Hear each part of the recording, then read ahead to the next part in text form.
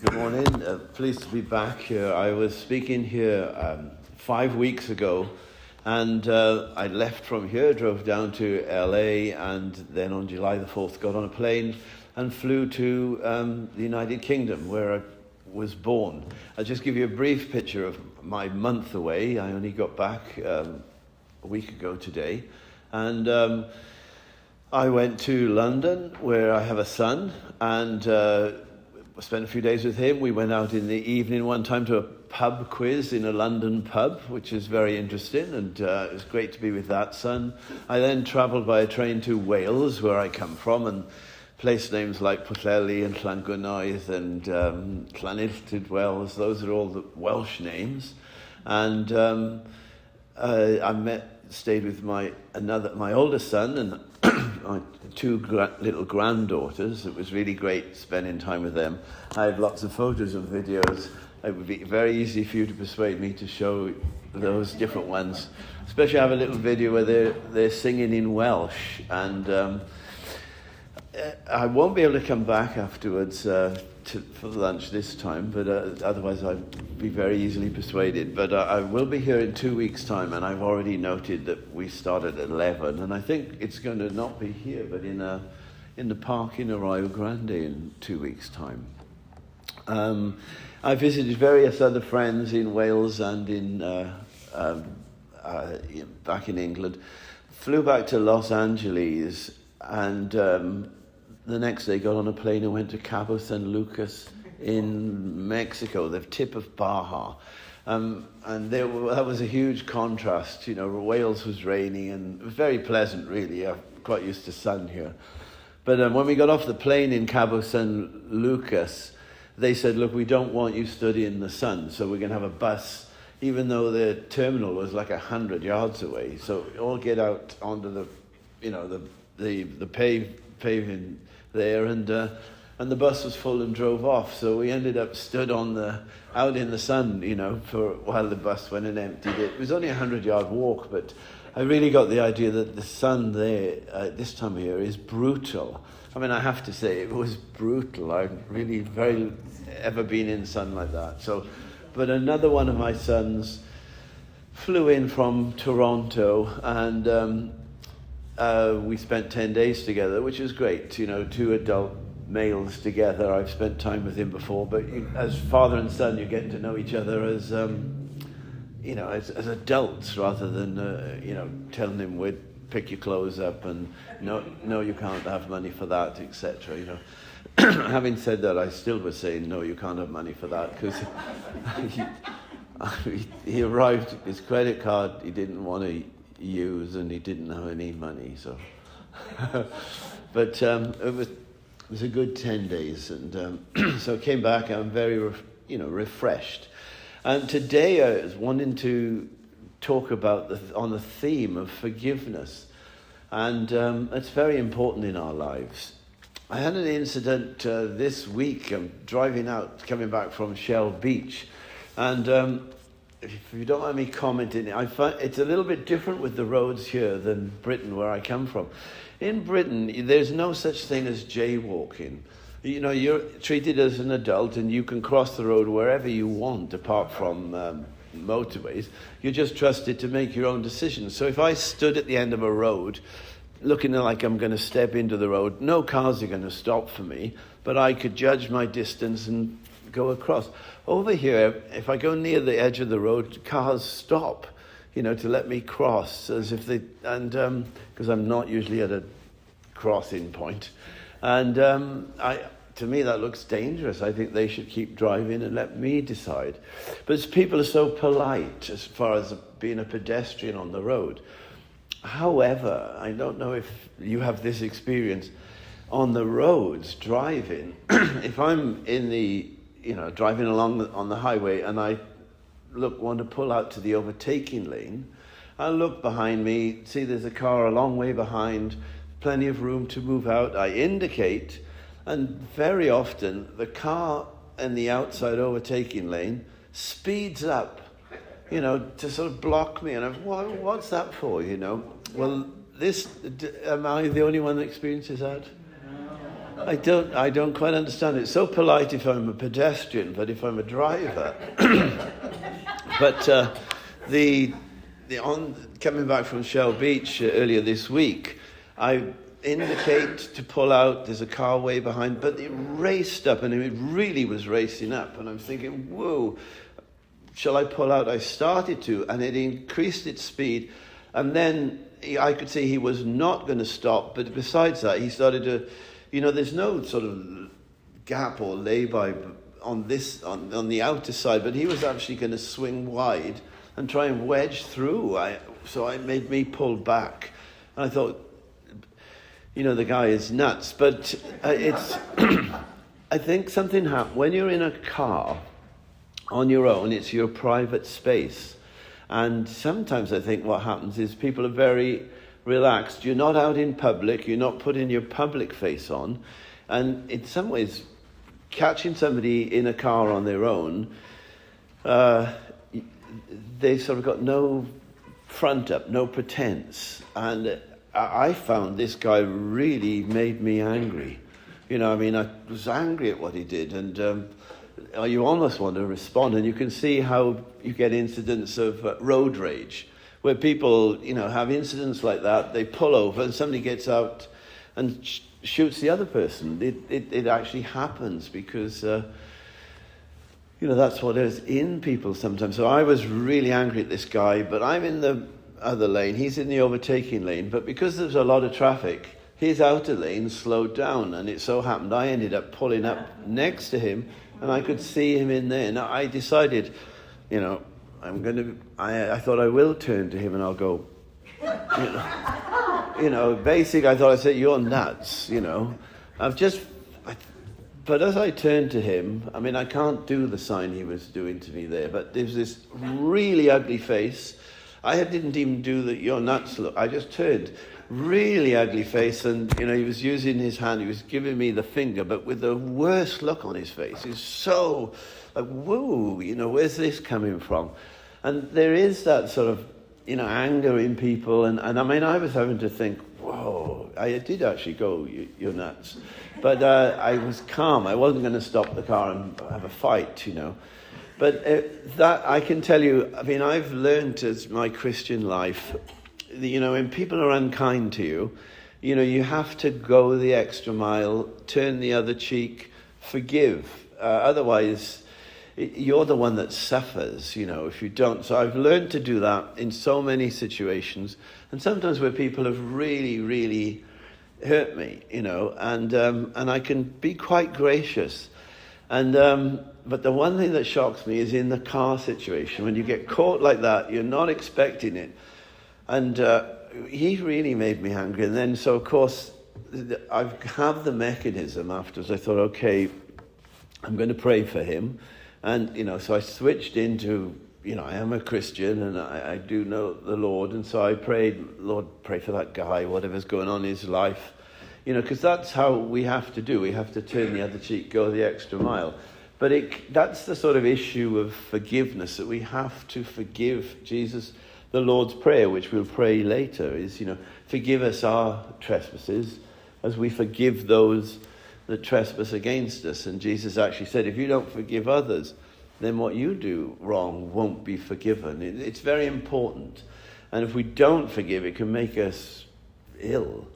But then it can be very hard sometimes to forgive. I just want to give a couple of illustrations of, how that works in life. And I recently heard a story of someone named Simon Adal.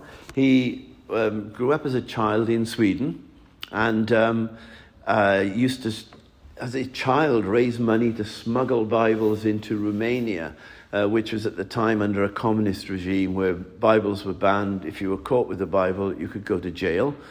And so as a child, he raised money for that. Then as an adult, he was a Christian. He had a faith. His life was blessed.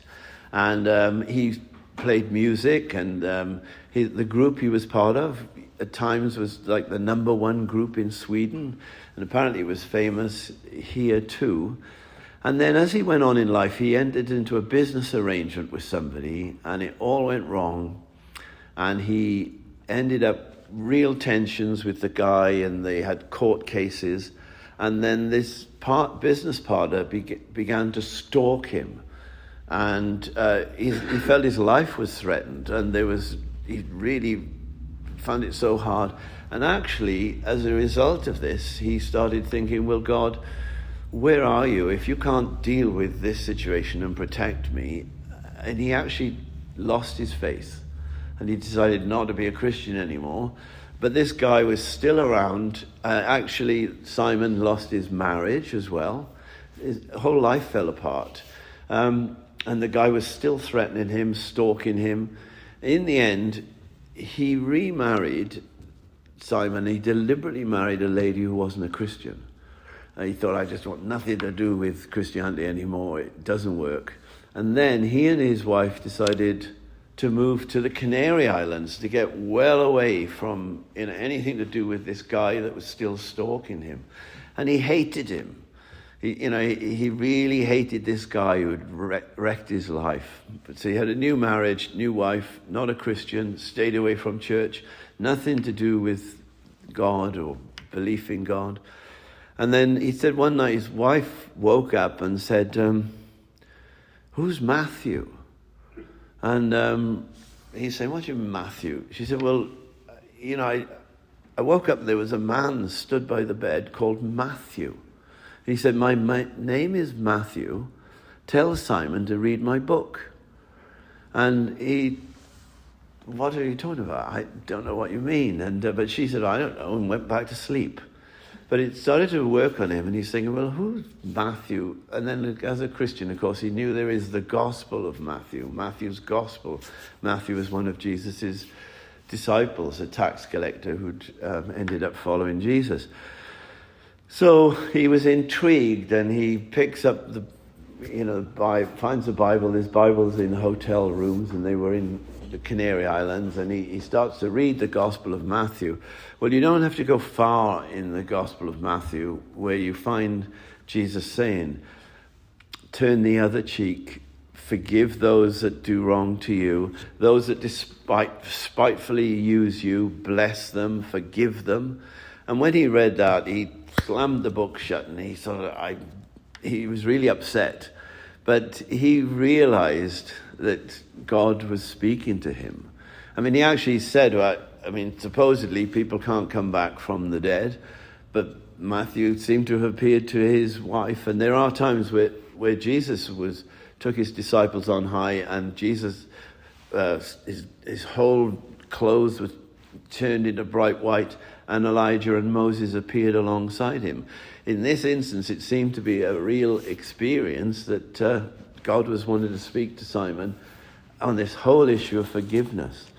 So he thought, okay, I need to forgive this guy that's really, really hurt me.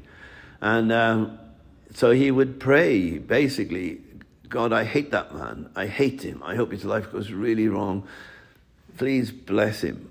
And every day he would say a prayer to bless this guy. But he also would say, I hate him. I hate him. He didn't pretend. He said he wasn't down to trying to feel that he liked this guy, or even that he wanted anything to go well for him. But he would still pray the prayer, bless him, bless his life, bless his business. And over months and months and months, things started to change. And then he went back to Sweden, and he's walking along the street one day, and he sees the guy. And he said both he and the guy ended up embracing.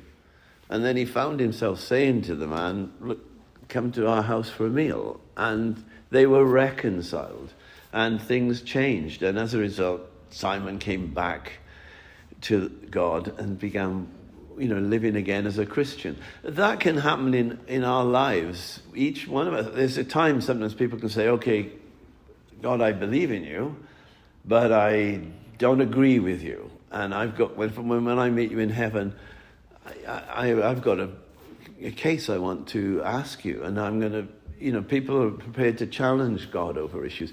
I don't think he minds us being open with him.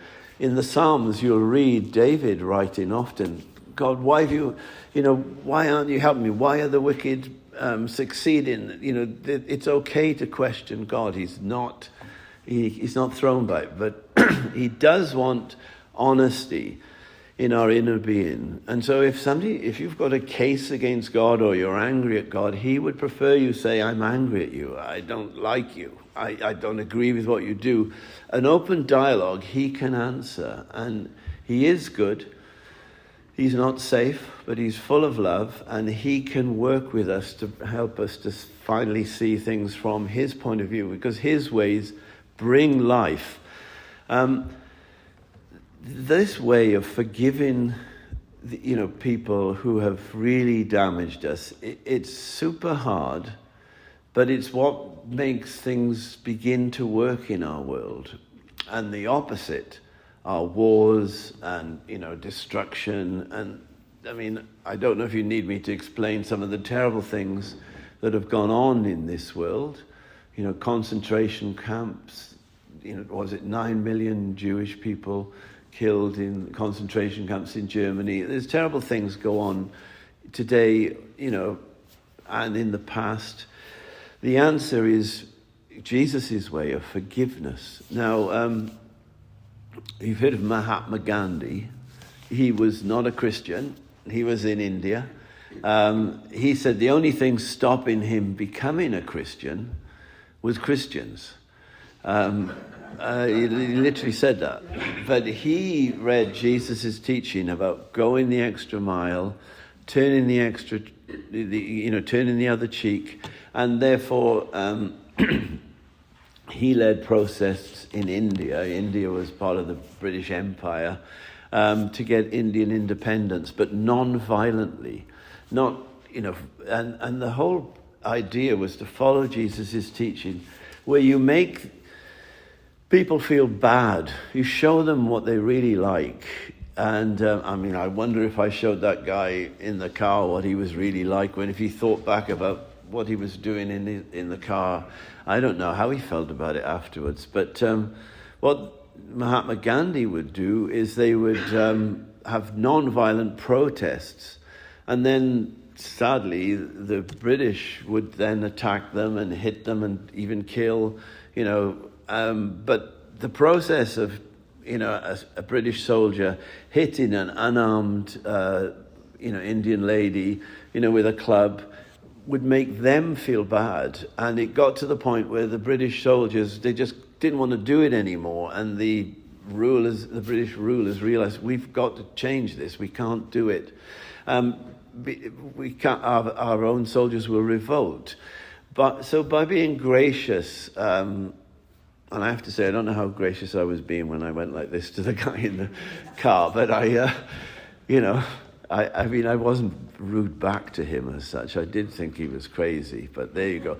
But that's the battle that we have to deal with. Now, Mahatma Gandhi got his teaching from Jesus' teaching, and actually reading a very famous Russian author, which I can't remember his name of.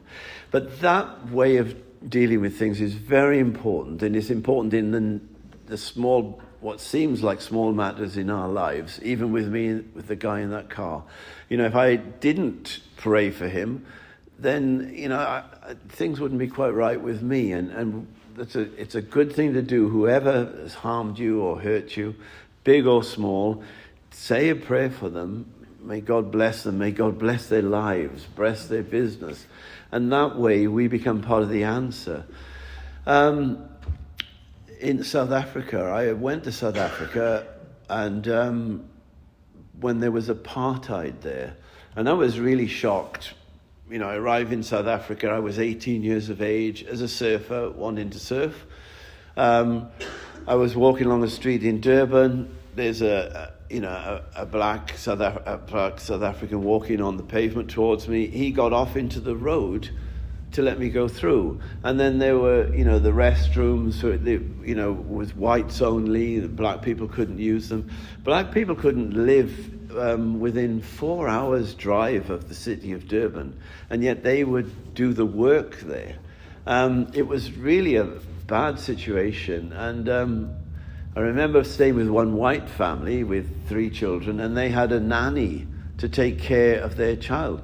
their children, and she loved the kids and she was good with them. But I talked to her.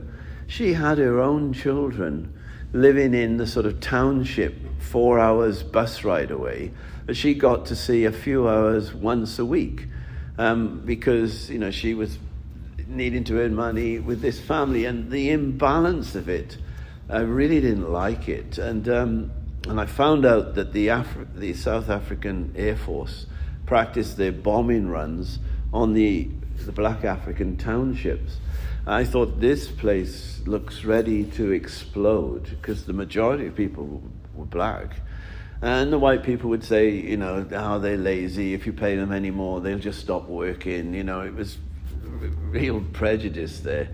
And I left. But the Africans organized themselves. And of course, Nelson Mandela, became a key leader there. So they put him in jail on Robben's Island, off the coast of Cape Town. So he was 25 years in jail, simply because they wanted to bring equality. But finally, they realized that they couldn't sustain it, and things changed, and then they released Nelson Mandela. And he could have said, okay, let's give the whites a hard time. It could have been blood on the streets, but he didn't, and he did the exact opposite. And he copied, Mahatma Gandhi, and he copied Jesus' teaching of forgiving, and that's what he told the black Africans. Look, we need to forgive these white people.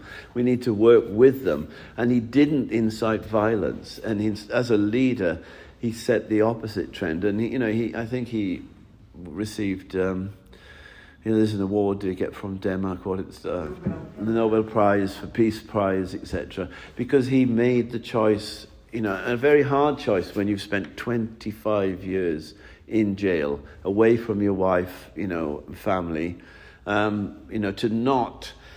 This isn't just theory. It can be really hard to do, and it's something you have to work at in a big way. Again, like with that story of Simon, pray in those prayers. Forgive, Lord, help that guy, bless that guy, I forgive him. It can take a long, long time, and there can be things in our lives. Let's face it, some of us have suffered some really terrible things, abuse as children, abuse in work situations. Tons of things that we don't want to remember. Apparently, when they talked to a number of people from concentration camps that were there as children, they remember green fields and flowers, which were not there, but sometimes people just blank off what's actually happened. But if there are things in any of our lives where we've been really damaged and hurt, there is a place to face that and to offer forgiveness, pray for forgiveness for those people. In the end, justice will be done. There is a God in heaven, and he will judge. But for us, and he's ready to forgive. And he's ready to forgive big time people who've done terrible things. People who put his son on a cross and crucified him. He's ready to forgive. I was going to be talking about, we read a passage where Jesus was working with people, and he actually turned 5 loaves and 2 fishes, I think, to multiplied them and fed the multitudes. But I don't think I'm going to be able to open that up now. But because that actually, I was going to be leading on to this same issue of forgiveness. But in which case, I think what I'll do, I'll stop at this point. In 2 weeks' time, we're meeting in the park. I imagine there'll be food there. And we'll use this theme again of multiplying what happened when Jesus multiplied the bread and the loaves, and the context, which we'll be talking about forgiveness again in 2 weeks' time. I could say, look, you don't need to bring much food in 2 weeks' time, because we'll multiply the whatever. Supernatural things do happen, but actually, let's be practical. And so I'm just going to stop at that point. Maybe I'll just give one last illustration, small one, of somebody. He'd become the mayor of a local town. He prospered, he worked hard, nice family, built his business up, and his home was blessed. His family was a Christian family, and he was the mayor. He was well respected. He was well off. And at one point, he's older, and he comes out of a store, and there's this circular door, that spins round to exit, and a drunken guy comes up, pushes him out the way, and let me go first, and pushes his way through. So some of the people said to him, "Are you going to let him do that?" And he said, "I can afford to." Because God loves us and he forgives all we've done wrong, and we can be right with him, we can afford to forgive those that have wronged us. We know there'll be a judgment in the end, but if we can show Christian grace and love, it may win others to live in a better way and make the world a better place. So I'll end at that point. We're going to now sing our hymn of dedication, which is Eternal Father, Strong to Save, number 562.